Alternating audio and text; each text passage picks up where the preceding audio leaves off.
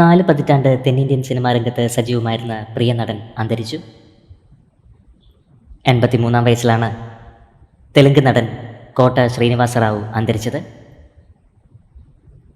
ഞായറാഴ്ച രാവിലെ jubilee ഹിൽസിലെ film നഗറിലുള്ള വീട്ടിൽ വെച്ചാണ് അന്ത്യം സംഭവിച്ചത്. കഴിഞ്ഞ കുറച്ചു കാലമായി അസുഖബാധിതനായി ചികിത്സയിലായിരുന്നു. 750-ലേറെ സിനിമകളിൽ ശ്രീനിവാസറാവു അഭിനയിച്ചിട്ടുണ്ട്.